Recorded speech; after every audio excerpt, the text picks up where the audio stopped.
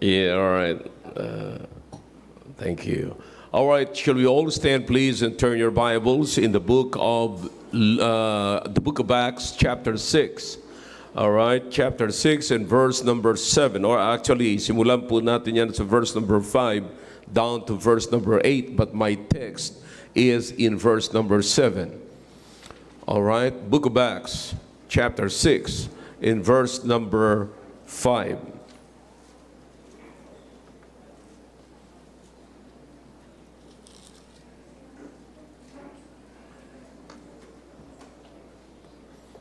All right, are you with me now?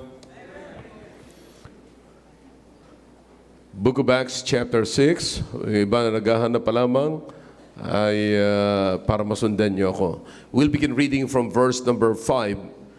But mamaya, sasabihin ko sa inyo kung saan nag-agree itong verse number 5. All right? So, hope you're with me now. All right, verse number 5. And the saying pleased the whole multitude, and they arose Stephen, a man full of faith and of the Holy Ghost, and Philip, and Prochorus, and Nicanor, and Timon, and Parmenas, and Nicholas, a proselyte of Antioch, whom they set before the apostles. And when they had prayed, they laid their hands on them. And the word of God increased, and the number of the disciples multiplied in Jerusalem greatly. And a great company of the priests were obedient to the faith. I want you to underline that phrase, obedient to the faith. Obedient to the faith. Okay? Verse number 8. And Stephen, full of faith and power, did great wonders and miracles among the people. All right? Tonight, I'm going to talk to you about the strategies of church growth.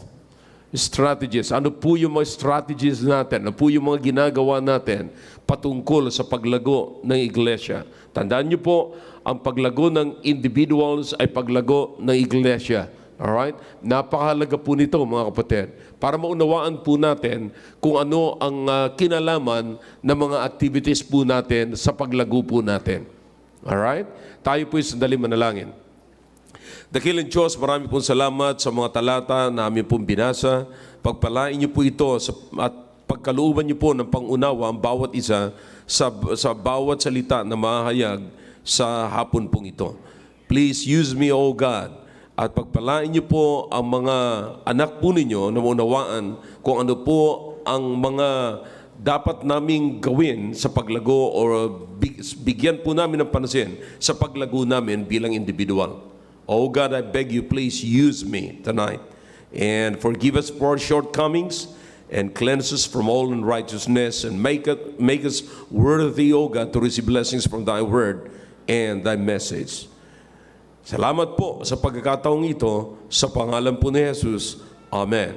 All right, thank you. You may be seated in the presence of our God. All right. Now, napakahalaga mga kapatid na maunawaan po natin yung mga estratehiya, no, mga pamamaraan po natin. You know, I like calling it a strategy, mga kapatid, sapagkat gumagawa po, in other words, gumagawa po tayo ng paraan sa kabila ng mga difficulties, sa kabila po ng mga hindrances, obstacles sa paglago ng individual.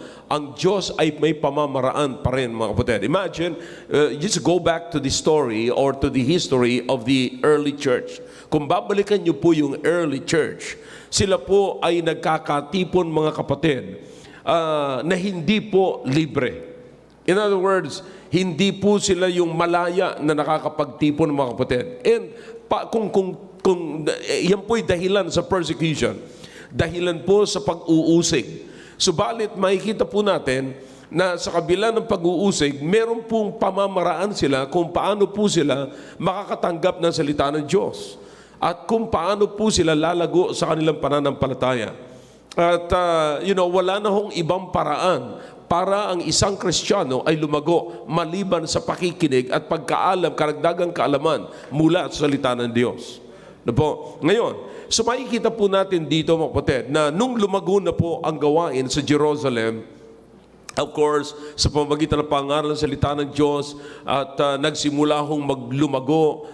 You go to the book of Acts chapter 2, na doon po yung istorya ng kapahayagan doon sa Day of Pentecost, na kung saan ay kinilala, mga kapatid, that's the yung kinilala at ipinakita ng Panginoon yung church na yon, na in-empower ng Panginoon yung church. At talagang kinilala ng Panginoon that this is really my church. Noong ang Banal na Espiritu ay pumunta, tinanggap ng mga mananampalataya.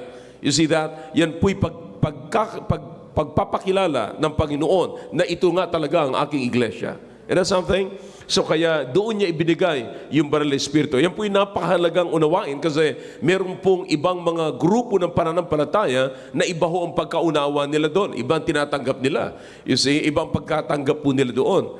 Now, hindi po yun ang kauna-unahang pagtanggap ng Banal na Espiritu, kundi yun po'y ipinapakilala sapagkat napakarami po doon, mga kapatid, na in-empower ng Diyos sa pamagitan ng pagbibigay ng Banal na Espiritu. You see? At in other words, talagang kinilala ng Panginoon na yun ang New Testament Church. So lumago po yun. At as you study, mga kapatid, nagpapatuloy po sila at hanggang sa lumago. Ngayon, nung lumago po ang iglesia, mga kapatid, there are some people, especially sa binabasa dito po sa chapter 6, mga kapatid, mapapansin niyo po dyan na nagkakaroon na po ng hindi pagkakaunawaan sa loob, or sabihin po natin na nagkakaroon ng parang kaguluhan sa loob ng iglesia sapagkat meron na pong negligence, meron na po silang naniniglect as far as the ministry is concerned. Naniniglect na po nila yung ministration, lalong-lalo na po doon sa mga widows. No? At alam naman po natin na ang Jerusalem that time ay hindi pa ho ganun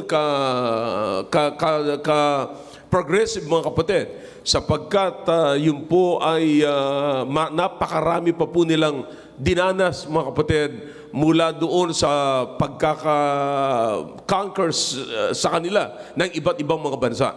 Alright? And so what happened here is yung pong mga alagad ng Panginoon, sila po'y nagkatipon-tipon. At the 12 disciples, and we call it the apostles, mga kapatid, sila po ay tinawag nila yung multitudes, yung mga tao, tinawag po nila, at sila po'y nag-usap-usap, no, para resolbahin yung problema sa loob ng iglesia. And so, ang nangyari po, mga kapatid, napagkasunduan nila ng sabi dyan sa verse number 4, mga kapatid, sa verse number 3, naghanap po sila na magmi-minister doon sa mga neglected na mga kapatiran, especially the widows. Okay?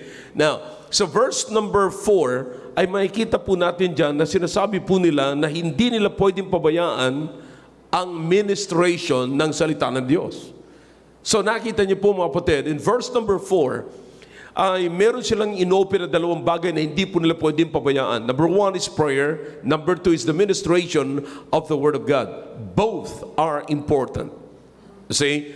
Prayer and the Word of God. Alam naman po natin yan, na kapag tayo nananalangin, yan ang paraan para makakuha tayo, makahingi ng mga bagay na kailangan natin mula sa Panginoon.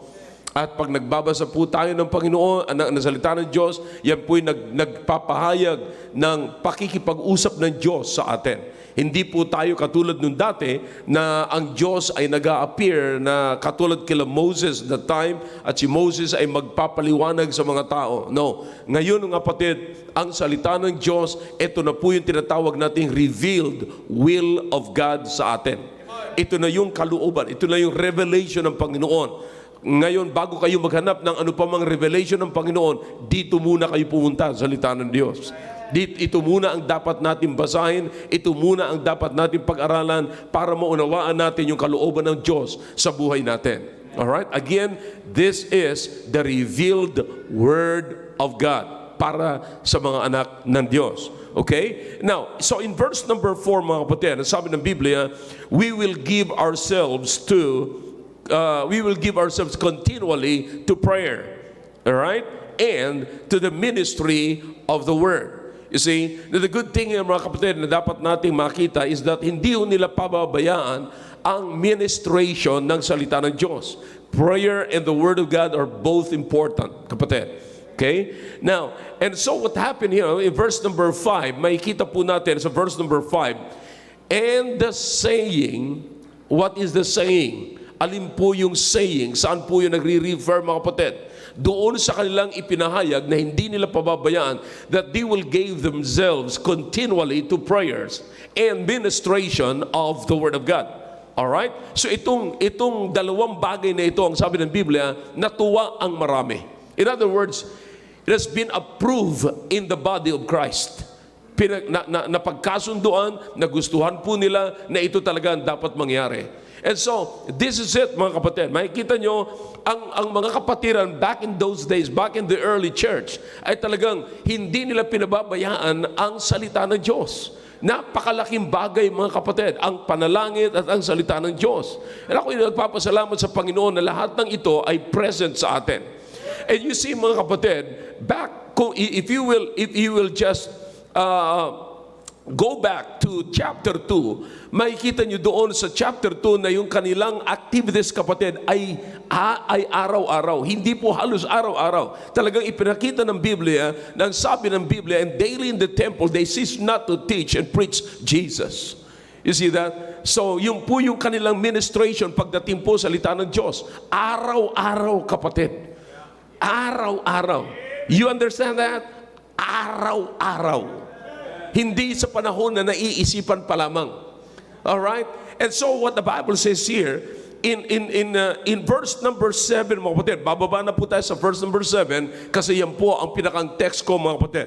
Sabi ng Biblia, and because of that, because of verse number 5, that is referring to verse number 4, the Bible says in verse number 7, nakukuha niyo po yan, sundan niyo po yung sinasabi ko. Because in number 7 now, the Word of God increased. You see that? Now, ako po'y naniniwala sa sunod-sunod na pagsasabi ng Biblia. No? Hindi ko po yun, pag ako'y nag-aaral, inaaral ko yan as in kung paano sinabi ng Biblia. Hindi ko po yan nirarambol na parang huweteng. No?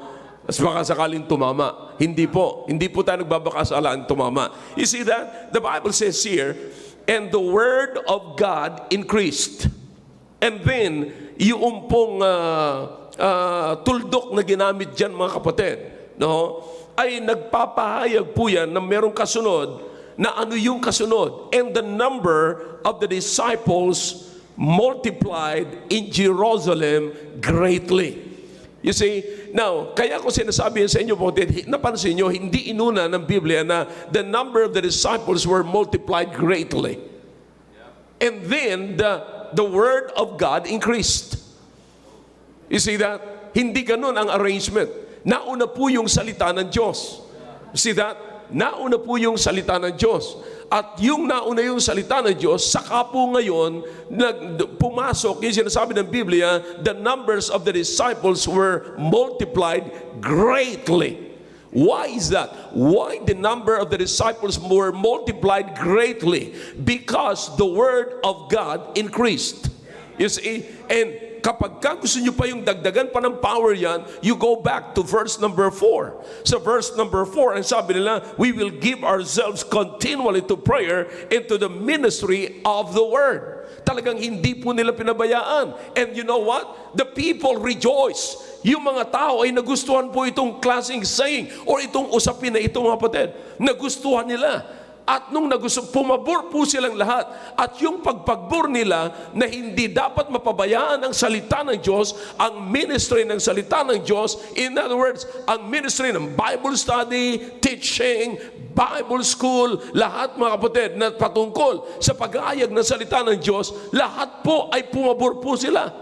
And the result is, the numbers the number of the disciples were multiplied greatly. You see, now naunawaan niyo po kung saan kinunek ni Luke. Luke was the writer of the book of Acts. Alright? Ikinunek, mga kapatid, ni Luke yung preaching ng salita ng Diyos, yung pag-increase ng salita ng Diyos sa growth ng church. You see? So in other words, walang growth ang church without the Word of God. Now, same thing, kapatid, sa prinsipyo ni Pedro. You go back to the book of you go to the book of 2 Peter chapter 3, and then verse number 18. Sabi ng Biblia, grow in grace and in the knowledge of our Lord Jesus Christ. We are admonished to grow in grace and in the knowledge of the Lord Jesus Christ. Saan tayo at paano mag-increase yung knowledge natin sa Panginoon? You see that? Paano mag-increase? Sa pamamagitan ng pag-unawa natin ng salita ng Diyos. Hindi mo makikilala ang Panginoon apart from the Bible. You will never know the Lord Jesus Christ. If you want to know Him more, all right, you examine your Bible, study your Bible, read your Bible. This is the information, kapatid, about the Lord Jesus Christ. You see, if you want more information, huwag kang pumunta, kapatid, sa ano-anumang mga libro. Kaya minsan maraming nalilito, pupunta tayo sa ibang libro kaysa libro na nandoon nakasulat ang lahat ng persona ng Panginoong Jesucristo. Alright? So, what the Bible is saying here, mga kapatid, we are to grow. But look at this, mga kapatid. Ang sinasabi ko ngayon, kapatid, is this strategy. Now, you'll notice, kapatid, in the book of Acts, again, sa chapter 2, makikita nyo, and daily. That's why the increase, and the Lord added to the church daily such as should be saved. Why is that? Because the ministration is daily. You see, the increase is daily because the ministration of the Word of God is daily. You see that? So, kapatid, ang ang target dito, kapatid, pinakang goal dito sa usapin na ito is in that passage also, in that verse also, in verse number 7. Tingnan niyo mabuti, kapatid. Look at your Bible. When the disciples multiplied in Jerusalem greatly, then the Bible says, and a great company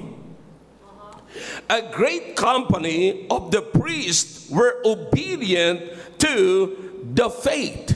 Great company. Kasi noong araw, mga kapatid, merong mga tinatawag na ordinary priest at meron din mga tinatawag na wealthy chief priestly lineage.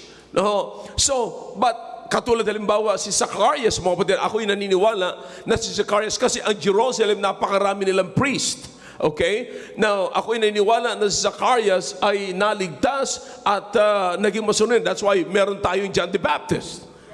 You remember that?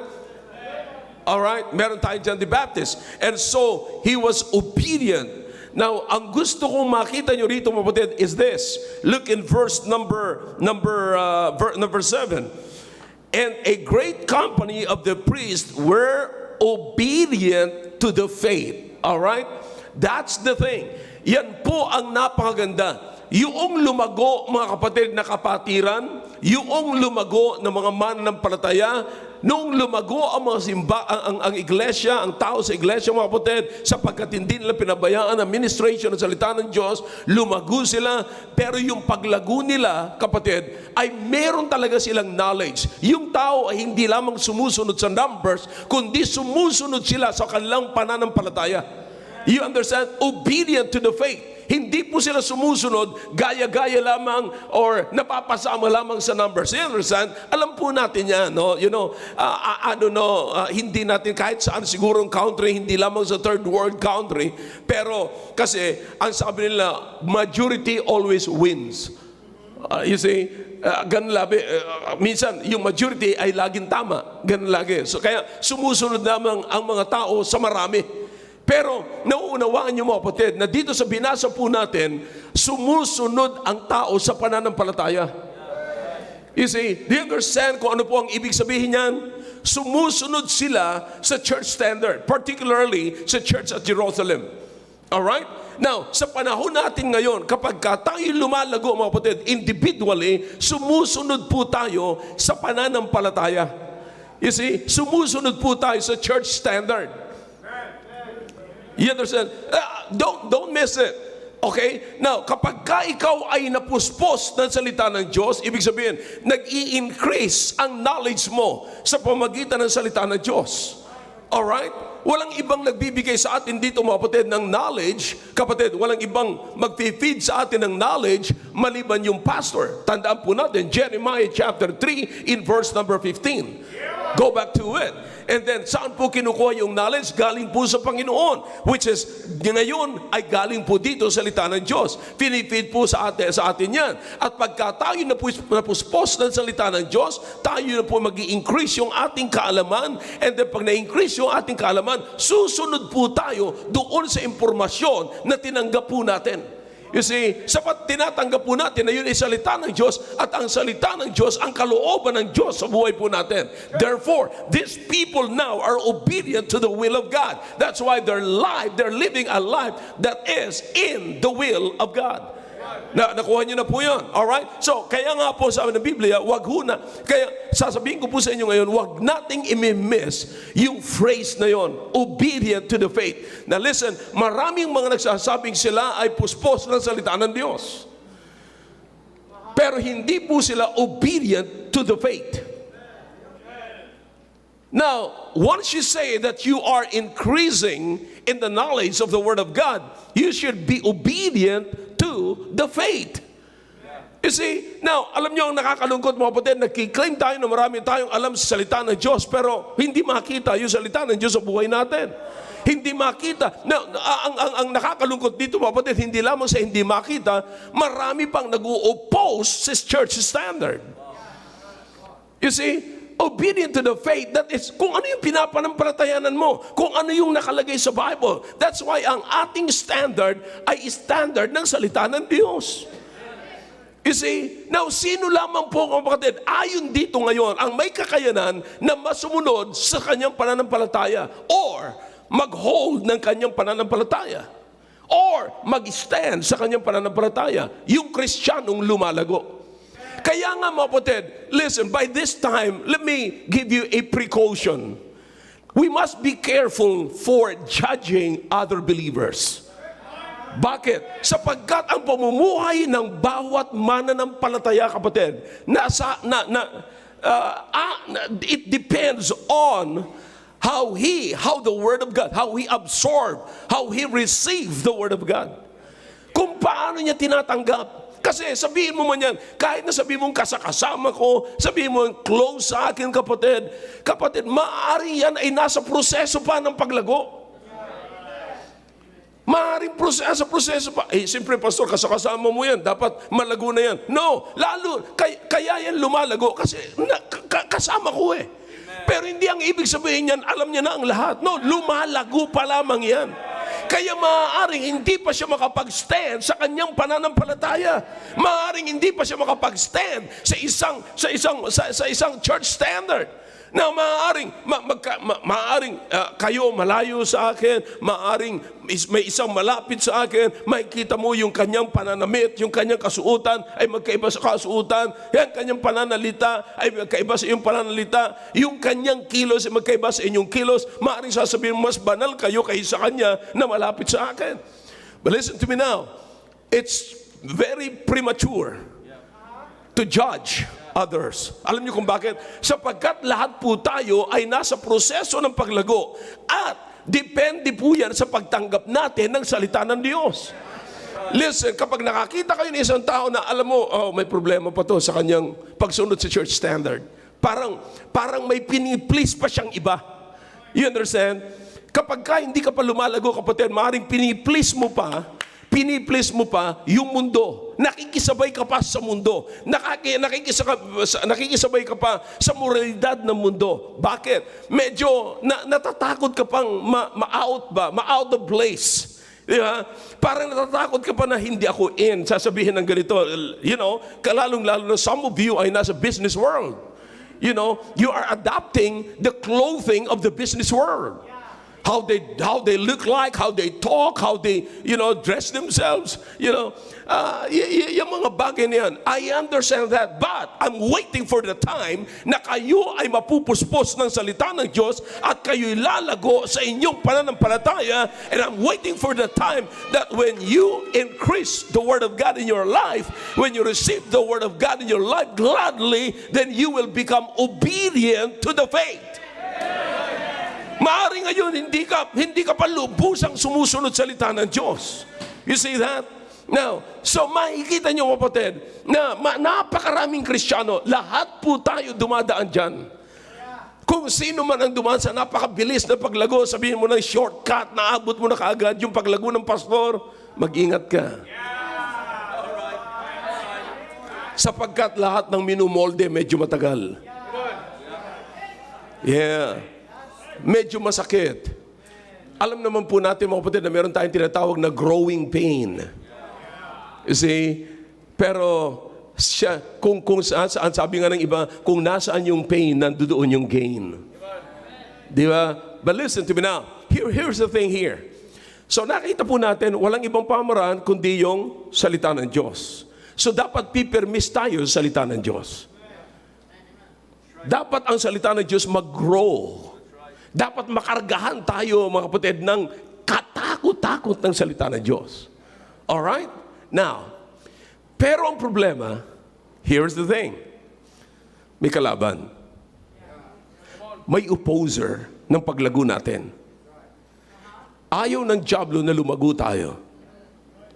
Because alam ng diablo na pagka lumago ka, you will become obedient to the faith. The devil wants you to disobey God. The devil don't want you to follow that biblical standard. Ayaw ng diablo yun na sumunod ka sa biblical standard. Ayaw. Ayaw ng diablo na makita sa iyo ang Panginoong Jesucristo. Ayaw ng diablo na makita sa iyo ang imahe ng Diyos. Ayaw. Gusto ng diablo makita sa iyo ang mundo. Alright? So ang paglago, kapatid, pag nakita nyo ang isang Kristiyano na medyo opposed pa, nakakita kayo ng isang Kristiyano na parang pinaninindigan niya yung kanyang kahinaan. Pinaninindigan niya yung kanyang kaimaturan. Pagka medyo sinita mo, alam mo, hindi, depende naman yan sa ganito. Pagka nagkaganon, you stop it at ilagay mo sa isipan mo, kinakailangan pang lumago nito. Nasa proseso pa siya ng paglago. Kapag ka ang tao laging resistant, pagka sinabi mo ang salita ng Diyos, alam mo naman na hindi yan ang standard ng simbahan natin. Alam mo naman na hindi yan sinasabi. Alam mo naman ganito yan. Paano yung ganito? Paano yung... lahat gumagawa ng rason. Tandaan niyo, mga kapatid, kulang pa yan sa salita ng Diyos. Kinakailangan kargahan pa yan ng salita ng Diyos at mula dyan kinakailangan lumago pa siya para maging obedient na siya, na hindi mo na siya sasabihan kusa na yan na susunod sa salita ng Diyos, kusa na yan na maninindigan sa kanyang pananampalataya. Para sa lahat ng hindi pananinindigan sa kanyang pananampalataya, you need the Word of God. You need more preaching. You need to receive the Word of God. Hintayin mo na tatanggapin mo ang salita ng Diyos na mayroong kasiyahan. Now, so the problem now, sabi ko sa inyo ngayon, may resistance ang mundo, may resistance, meron kang resistance personally, at merong pang resistance. May resistance ang mundo, ayaw ng diablo na mangyari yan. Alright? So makita niyo, mga kapatid, ang ginagawa ng diablo, ginagawa niya tayong busy sa hindi mahalaga. Ginagawa niya tayong busy sa hindi natin ikalalago. Nakapansin niyo, mga kapatid, na sobrang kabisihan natin, pinapagod tayo ng diablo, na sa panahon na dapat makinig tayo ng pagkakailangan natin, pinakakailangan po natin, doon naman tayo ng lulupaypay at doon naman tayo inaantok. So ano ang ma-absorb natin? You see, some of us, hindi na natin ngayon, nung na-discover natin ang lahat ng paraan, ng mga gadgets, kung paano tayo makapakinig ng salita ng Diyos, hindi na tayo gaano nagbigay ng kahalagahan sa temple gathering. Did you get that? Hindi na gaano pinapahalagaan yung temple gathering, kapatid. Wala na yung forsaking not the assembling of ourselves, as the manner of some is. You see, I'm talking about the physical gathering. I understand. Salamat sa Panginoon, may paraan ng Diyos na yung sa ating distance, sa panahon na hindi tayo makakapunta sa church, sa templo ng Diyos, kapatid, ay may paraan ng Diyos. Kaya nandiyan tayo sa virtual. But ang sinasabi ko, kung tayo naman ay may paraan na makakapunta sa gawain ng Panginoon sa templo ng Diyos, ay hindi po dapat natin neglect, sapagkat primarily ito ang design ng Diyos. Now, here is the thing, sapagkat merong iba't ibang pamamaraan, kung susundin natin at titignan natin kung anong ginagawa ng dyablo sa atin, grabe ang sagabal sa paglago. Grabe ang sagabal sa paglago. So, ang dyablo ay meron siyang tactics kung paano tayo hindi lalago. Ang dyablo ay napakatalino na makakapag-isip siya kung paano ka mananatili sa kalagayan mo na magtatago ka ng envy, bitterness, jealousy, and all the works of the flesh. You see, kung paano ka pananatiliin doon, alam ng dyablo kung anong gagawin niya. Pero salamat sa Panginoon, mga kapatid, na ang Diyos ay may pamamaraan. God is giving us wisdom, kapatid. Ang Diyos ang nagbibigay sa atin ng wisdom. Kaya nga po, mga kapatid, meron po tayong tinatawag na church activities. At yung mga activities na yon, labas po yan sa regular gathering po natin. And just imagine, kapatid, everybody look at this way, everybody hear me now, please. Kung aasa lamang po tayo sa Sunday services at saka sa midweek service po natin, kapatid, nauunawaan niyo po ba kung anong klaseng paglago meron po tayo? Cambio po natin ng konti. Sa physical. Kung halimbawang 2 araw lamang kayo kumakain ng pagkain sa loob ng 7 araw, anong klaseng katawan meron po kayo? Come on, talk to me if you can. You understand that? So kaya nga po, mga kapatid, dito sa loob ng simbahang ito, malalaman niyo po, mga kapatid, ang mga taong kumakain ng 3 beses sa loob ng 1 araw, and that is 21 sa loob ng 1 linggo. 21 times. At malalaman mo rin dito, mga kapatid, ang mga tao, mga kapatid, na mga kapatid na kumakain ng 5 beses sa 1 araw, and that is 35 times in 1 week. You can tell by the structure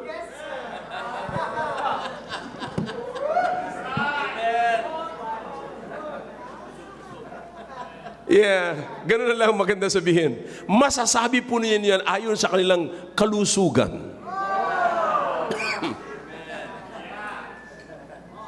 Na pagka pinagtabi mo yung ulot sa katiyan, halos magkasimukha. But anyways,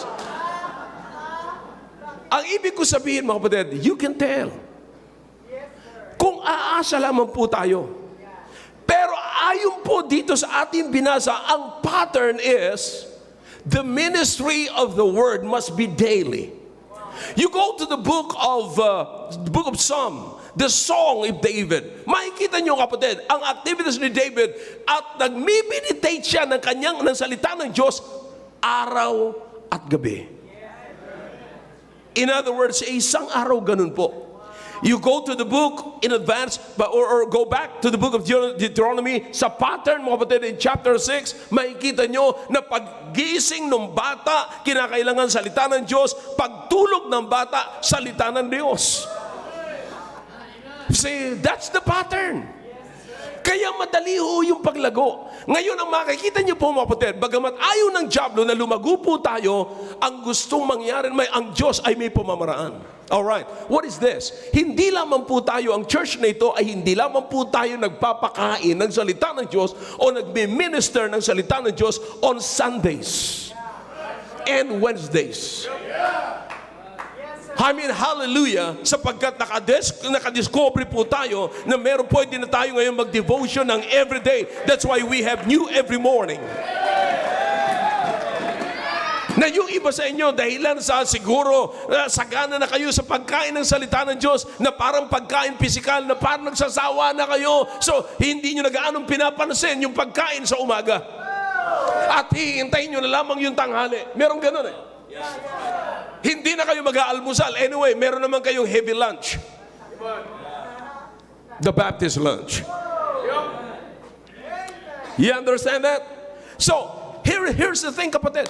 Ako'y nagpapasalamat sa Panginoon na meron tayong binibigyan tayo ng Panginoon ng strategy. Now, kaya ko sinasabi ito, mga kapatid, sa inyo, upang mabigyan nyo ng pansin. Na itong mga ito ay bahagi ito sa paglago. Ito ang kinunek, mga kapatid, ni Luke, na pag-increase ng salita ng Diyos, ikinunek niya ito sa paglago ng individuals. You understand that? Na kung ito rin po ay bibigyan natin ng pansin, na i-connect natin sa ating buhay, yung every morning, new every morning, i-connect natin yung Baptist lunch, i-connect natin yung team prep, i-connect natin yung staying alive, i-connect natin yung mga nangyayari sa ating sa araw-araw ng mga devotion sa mga area, kapatid, sa ating buhay, kapatid. You understand kung ano mangyayari sa inyo? Lalago kayo personally, and that you will become obedient to the faith. Yung issue, kapatid, na pagsuway at hindi kayo makapag-stand sa paninindigan ng ating iglesia, kapatid, ay malabo na. Hindi na mangyayari. Bakit? Everyone is growing. Now, hindi lamang po yan. You understand kung bakit meron tayong programa, meron tayong mga conferences na ganito? Yung wala na tayong, yung bang nauubusan na tayo ng araw. Monday, Tuesday, meron tayong Bible School. Wednesday, meron na. Thursday, meron na. So, anong ginagawa natin? Gumagawa tayo ng mga special na pagtitipon, kapatid, upang lalo pang madagdagan at mapatibay ang pananampalataya ng bawat isa. For example, this coming week, or this week, yung ating Men for Christ Conference. Bakit meron tayong ganyan? Pampalipas ng oras? No. Yan po'y strategy natin. Yan po'y pamamaraan po natin. Yan po'y pangontra sa tactics ng dyablo, kapatid, na tayo'y hadlangan sa ating paglago. Anong gagawin natin? Of course, ang pag-uusapan natin yan, salita ng Diyos. Mapipid na naman uli ang mga lalaki. You understand? Para magkaroon ng tibay ang pamilya, unahin natin yung mga lalaki sa pamilya. Kung mapapagtibay natin yung binigyan ng Diyos, ng responsibility, sa pulpa, sa creation, kapatid. Sapagkat ako'y naniniwala na sapagkat ang lalaki ang unang nilikha ng Diyos, may layunin ng Diyos. Nung nasa isip ng Diyos na siya magtatayo ng isang pamilya, kapatid, alam niya, nagtayo muna siya, nag-isip muna siya kung anong magandang pundasyon. Hindi niya inisip yung babae para maging pundasyon. Lalaki ang inisip niya para maging pundasyon. Kaya nga ang kinargahan niya ang lalaki, ang lahat ng problema na sasalo sa pamilya, kapatid, alam niya na lalaki. Pero paano ngayon ang isang lalaki makakasalo ng problema kung siya ay immatured? Kailangan po ng salita na, you understand? Come on, talk to me if you can. Somebody can witness in this auditorium tonight na alam nyo na may mga asawa kayo na hindi makatayo kung wala kayo. Hindi makalabas kung wala kayo. Pag may problema, ang tatawagin, yung asawang babae. Pag may kaharap na problema, ang tatawang harap, hindi yung lalaki, kundi ang babae. Paano nangyari ito, kapatid? Na ikaw ang dinisign ng Diyos na tumayo sa loob ng tahanan, na ikaw mismo ang strength, kapatid, ang pundasyon ng buong pamilya. Paano makakatayo ang isang pamilya na hindi makatayo ang pundasyon?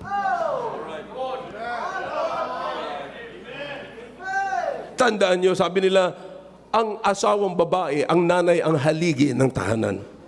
Pero ang haligi po nakalagay yan sa pundasyon. Pag mahina ang pundasyon, walang kwenta ang haligi.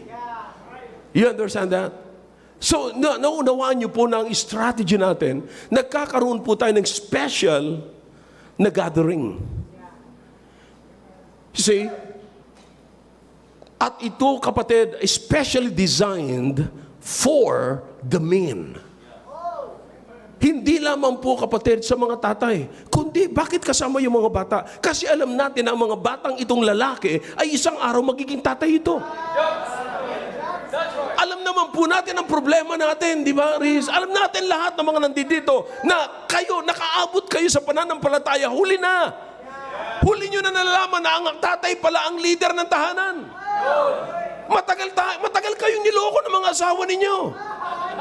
Matagal kayong pinasunod ng mga asawa ninyo. Kailan lamang kayo natuto na kayo pala talaga ang head of the family? Kailan nyo lamang nabasa, mga kapatid, na natutunan na, husband, love your wife, and wife, submit. Aba, kaya nung narinig, submit. Aba, yung tagal mo na pala ako niluloko, hindi ka nagsasubmit. Ako yung submit sa'yo ng sweldo ko. Ngayon you understand, kapatid? Kaya ngayon, meron tayong particular na araw na itinalaga. Na ito'y nangyayari lamang po, mga kapatid, sa loob ng isang taon, once a year.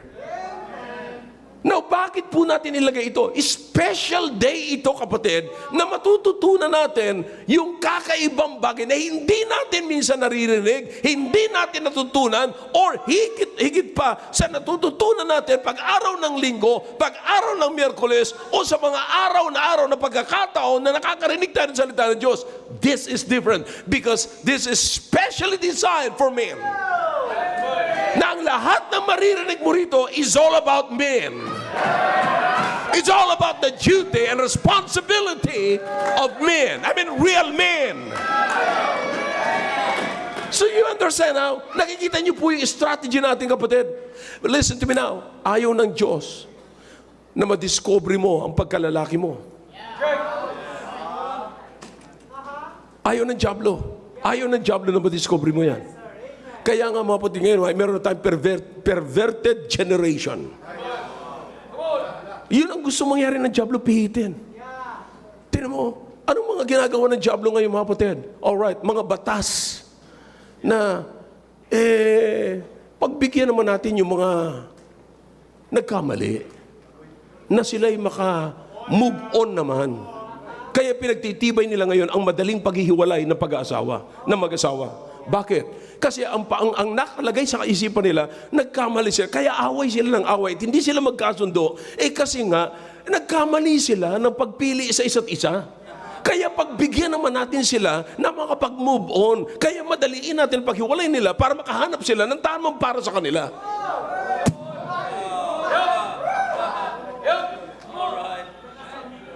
Oh yeah. Ang galing ng Diablo, kapatid. Pero hindi po yan ang mind ng Diyos. Ang mind ng Diyos, ang pinagsama ng Diyos ay hindi papaghiwalayin ng tao. At walang sino man sa ibabaw ito, mga kapatid, ibabaw ng mundong ito, ang pwedeng mag-redefine ng marriage. Man is created by God and marriage is instituted by God. No one in this world can redefine marriage.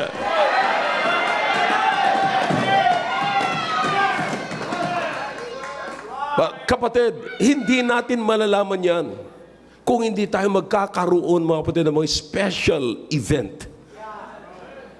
You see, you understand kung ano? I mean, I'm talking to you. I'm your pastor. I'm talking to you. Wala akong pakialam sa ibang simbahan. Binigay sa akin ng wisdom ng Diyos ito para sa inyo, mga lalaki. Oh yeah, hallelujah for that. Yeah. Ito binigay ng Diyos sa akin, mga kapatid. na sapagkat sa kabila ng busy days natin, sa napakaraming event, you understand mga kapatid, katatapos lamang po ng Men for Christ natin, ng youth revival natin dito, nagkaroon ng youth conference din sa San Pedro, nagkaroon ng youth conference, youth revival sa Tarlac, and then ngayon, this week, meron tayong Men for Christ. After this, mga kapatid, kay Gomer na naman. And after that, kay Baguio na naman. You understand that? But listen to me now. Ang ministry, ang salita ng Diyos, hindi po dapat kayo mapabayaan sa ministration ng salita ng Diyos. Kung hindi ko man kayo makausap ng linggo, sapagkat minsan wala akong maglinggo, kung hindi ko man kayo makausap ng Miyerkules, Panginoon, bigyan niyo po ako ng special day for your special people. That's why I'm telling you, kapatid, hindi po ito palipasan ng oras. Kayo mga lalaki na hindi kayo makatayo, kanina na sinabi ko sino ang mag-a-attend ng Men for Christ, alright, you've got to fix your mind now. Nakikiusap ako sa Diyos, bigyan niyo po ako ng takdang panahon, araw, para makausap, may bigay ko sa kanila ang kailangan po nila. So I plan, kinausap ko yung mga pastors na pwedeng tumulong sa inyo. Hindi lamang ang Word of God manggagaling sa akin, kundi sa ibang mga men of God. You see, pumili ako ng mga taong kilala ko na talagang sila'y lalaking pastor. Lalaking pastor. Na hindi nadidiktahan ng kanilang mga asawa. Na hindi kayang diktahan na yung pastor nagpipreach, yung asawa busy sa pagpaninira doon sa mga media.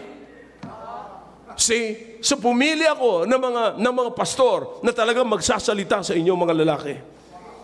Bakit? I want you to be the man that God has designed. I want you to be the man of God. Hindi lamang po ang pastor ang tinatawag na man of God. You are also a man of God. You see, kung si Brother Roy sumusunod siya sa disenyo ng Diyos sa buhay niya, he is the man of God. Kung si Brother Willie sumusunod siya sa disenyo ng Diyos sa buhay niya, he is the man of God. Si Brother Al, he is the man of God. Every man, real man, dito sa loob ng building na ito, mga kapatid, should be and ought to be the man of God that God has designed. Tayo po ba mga kapatid, ay siya pa yung lalaki na dinisenyo ng Diyos? You see that? Kaya nga po ang team natin ngayon maganda eh. Knock knock. Is there any man in the home? Yan ang theme. Kapag ka ang Diyos ba tumawag, I'm looking for a man that will make up the heads. Can he find one? Meron kayang isang kapatid na tatayo that will make up the heads? Kapatid, this is so important. Akala natin yung mga activities natin, yan po'y extra, kapatid, na iniisip natin ng wisdom na binibigay ng Diyos sa akin para lalo pang maminister kayo ng salita ng Diyos. Hindi kayo maniglect. Hindi baling maniglect na lamang kayo, kapatid, sa material na bagay, pero wag lang sa salita ng Diyos. Do you understand the issue here, mga kapatid? Ang issue rito is the way the widows were neglected sa mga pangangailangan nila. Kasi may mga poor na iba, kapatid, na sinusuportahan ng mga, physical na pangangailangan, kapatid, material na pangangailangan. Okay? So, they were neglected. Pero sabi niya, okay, mag-organize tayo, maglalagay tayo ng mga tao na mag-aasikaso sa kanila, pero hindi natin iiwanan ang panalangin at saka ministration ng salita ng Diyos. You understand? Kaya sinasabi ko po sa inyo, mga kapatid, ano po ang strategy natin? Naghahanap tayo ng araw para i-specialize natin. You understand kung bakit meron tayong special event for the young people katapos lang ng ating youth revival? Do you understand? Para pagtibayin natin ang young people. Para sa akin, kapatid, bilang pastor nyo, hindi po sapat ang araw ng linggo lamang na uupo kayo rito. ng ilang oras lamang, mga kapatid, sa loob ng isang linggo. Ang tagal yung nakinig sa mundo. Ang tagal yung nagliwaliw sa mundo. Ang tagal kayong binumbard ng mundo, kapatid. Nandiyan, pag tumingin kayo rito, kapatid, nandiyan ang Lazada, Shopee. Napakarami mga nandiyan, mga kapatid, ng mga pambuiset. At pag nakita niyo yung mga ganito, oh boy, gusto ko yan. Oh, gusto ko yan. Oh, gusto ko yan. Sa Lora, maganda yan. Gusto ko yan. Shein, maganda yan. You know, lahat po yung pagkakagastusan na pinoproblema ng mga asawa ninyo. Now, do you understand? Lahat kayo binumbard niya, kapatid. Na nakita ko, kapatid, hindi sapat lamang yung Sunday morning na nandito kayo. In fact, nawawala pa kayo ng Sunday night.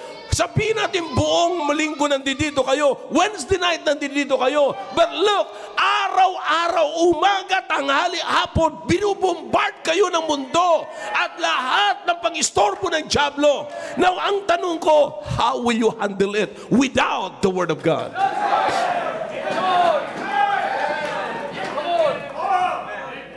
Fathers, husbands, naunawaan ko, napakahirap sa atin na mag-handle ng isang family na kulang sa salita ng Diyos. Napakahirap i-handle ang isang asawa na kulang sa salita ng Diyos. Napakahirap i-handle ang isang anak na kulang sa salita ng Diyos. Pero gaano kasaya, on the other hand, kapatid, na i-handle ang isang family at magsama-sama isang pamilya na obedient sa kanilang pananampalataya. Woo! Hallelujah! That's why meron tayong extra na ginagawa. Yung ating conferences na yan, hindi po yan palipasan ng araw. Strategy po natin yung para labanan ang tactics, strategies ng dyablo. See? Paano mo sasanggalin? Paano? If the Word of God is the shield, kapatid, paano ka magkakaroon ng shield? Paano ka magkakaroon ng shield kung wala kang naririnig? Ano ang protection natin? Kaya wag po natin palampasin yan. Are you listening, man? Huwag kayong manghinayang. Yun ang gusto ng dyablo eh. Oh, pag nag-absent ka, paano yung 600 mo? Sayang din yun. See? Paano yun?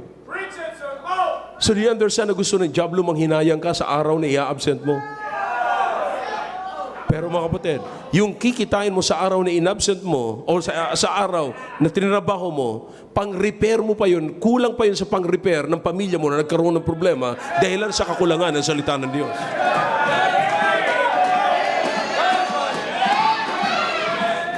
Pinanghinayangan mo ang 600 pero hindi ka nag-alala na may babayaran kang 6,000 pang-repair sa kakulangan ng salita ng Diyos sa iyong pamilya. I hope you understand. You understand mathematics. Kapatid, marami po tayo. Kaya huwag nating i-miss yan. Huwag nating i-miss yung new every morning. The Baptist lunch.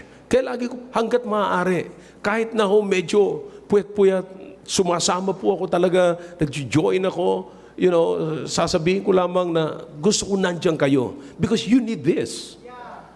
You need this. Panglaban natin to sa dyablo. Pangharap natin. Harapin natin ang dyablo.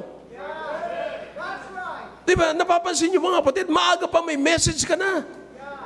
Message na hindi galing sa salita ng Diyos. Message na galing sa mga kaibigan mo o pambother sa iyong pamilya, pambother sa iyo. Pero anong ginagawa natin? Inaagahan din natin ang salita ng Diyos. Bakit? That's the only way para maging maliwanag ang ating daraanan, para may tanglaw ang ating mga paa. Kapatid, we need this.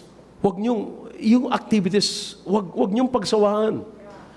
Lahat ng mga bagay na yan. Kaya sabi ko, alam niyo mga kapatid, naunawaan niyo, listen, yung mag-hold ka ng conference, gagastos na naman tayo ng aircon.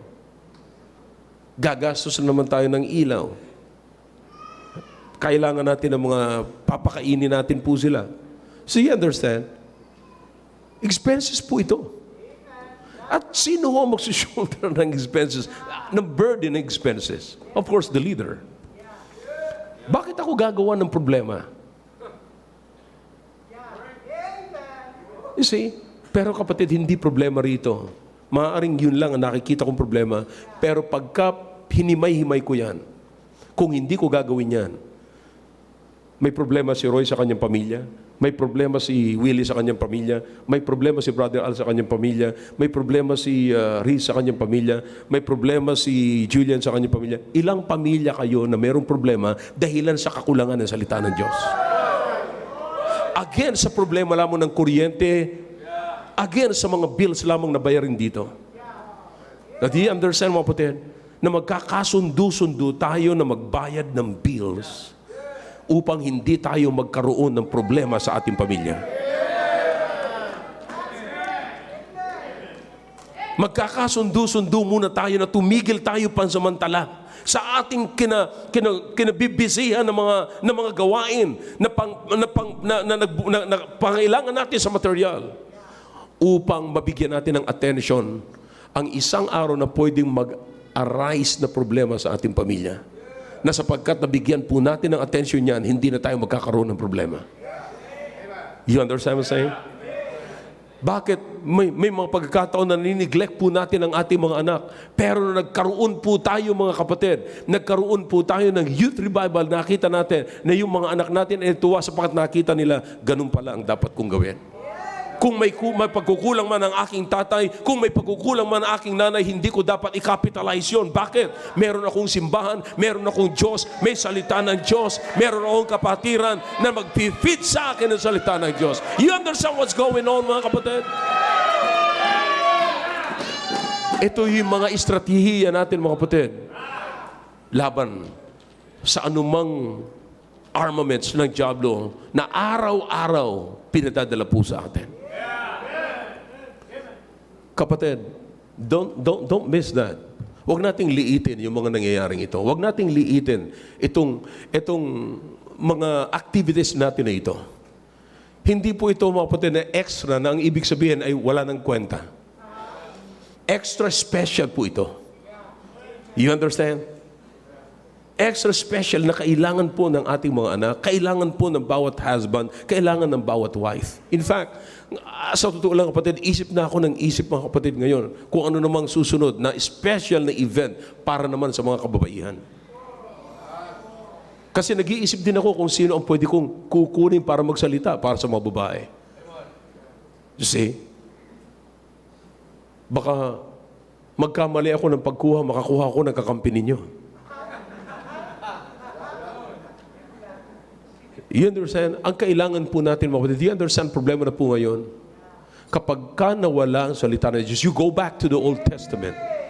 Nung nawala yung prophet at tinigil ng Panginoon yung prophet, nawala na yung prophet, mga kapatid, ano sabi ng Biblia? And they did that which was what? Right in their own eyes. And that's the worst. Naunawaan niyo ang ibig sabihin? Ang kawalan ng salita ng Diyos sa loob ng pamilya ay gagawin na ngayon ng mga miyembro ng pamilya kung ano ang tama sa kanilang paningin. Yan ho, the worst.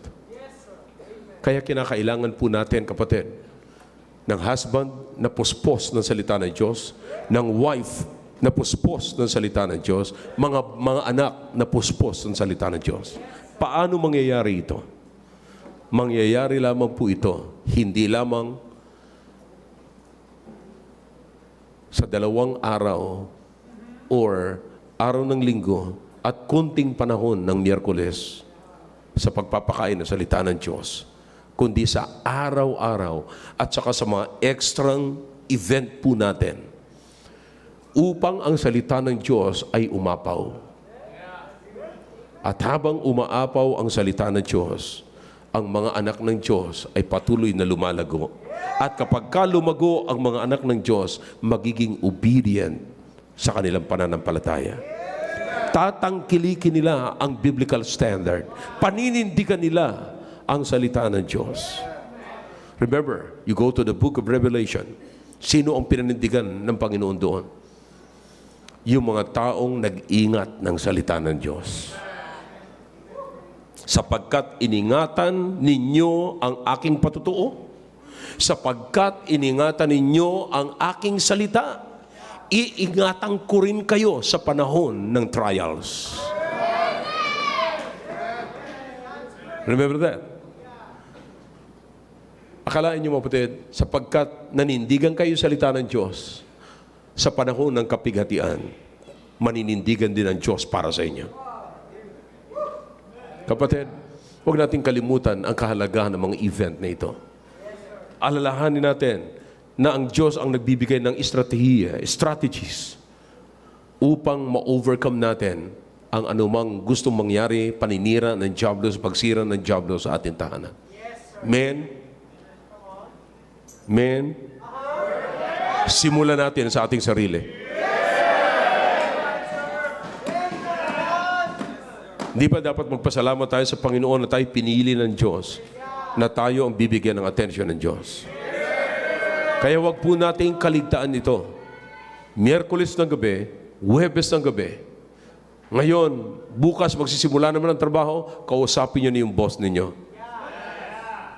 Mag-a-absent po ako ng Thursday.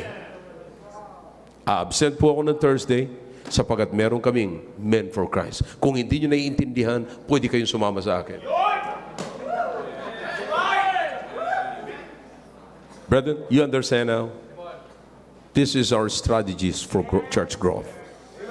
Sa paglago ng bawat isa, listen, hindi natin papayagan na ang diablo ay mananalo lagi sa paghadlang niya sa ating paglago. Araw-araw, wag mong payagan ang diablo, binubombard ka ng mga elemento niya ng kanyang sistema. Wag niyong payagan. We have the Bible. Malaya tayo makakapagbukas ng Bible. Malaya tayo makakapagbukas itong mensahe na ito. Pagka umatake sa iyo ang diablo, buksan mo uli sa YouTube. Pakinggan mo uli. Marami tayong paraan, mga kapatid. Huwag nating sayangin. Mayroong mga devotional na pinapasa ko araw-araw. Nagsisikap ako para makarating sa inyo ang salita ng Diyos. Tapos papayag pa ba tayo na bigla-bigla na lang tayo itutumba ng diablo? Kapatid, God is great. God is greater than the God of this world. If you believe that, remember what David said. Ano sabi ni David? Do I walk where? In the valley of the what? Shadow of death. I will what? Fear what? No evil. Why? Because thou art with me. Greater is He that is in me than he that is in the world. Kapatid, bakit papayag pa tayo mamuhay ng isang defeated life? No one who live a committed life that will live a defeated life. Kailangan lamang meron tayong committed life para hindi tayo mamuhay ng isang defeated life. I hope the message is clear tonight. Shall we all stand, please? Father, thank you for your words. Bless your words, O God, tonight. Huwag niyo pong paintulutan na maniglect po namin, Panginoon, ang ministration ng salitaan niyo po, Panginoon. Kailangan po namin. Salamat, Panginoon, na meron po kaming ganitong event, the Men for Christ, Panginoon. Hindi po namin papaintulutan ito'y lumipas na hindi po kami rito mag-i-involve. Salamat, Panginoon. Pagpalain niyo po ang bawat anak niyo ngayon na lalapit po sa inyo. Dinggin niyo po ang karaingan ng inyong mga anak. Please, nakikiusap po ako sa inyo. Paintulutan niyo po na seryosohin ang bawat anak niyo ang lahat ng naririnig po namin. Pagpalain niyo po ang bawat isa ngayon sa paglapit po sa inyo. Your heads are bowed, your hearts are closed. God is speaking to your hearts through that message. Let us come to the throne of God. Let us talk to God.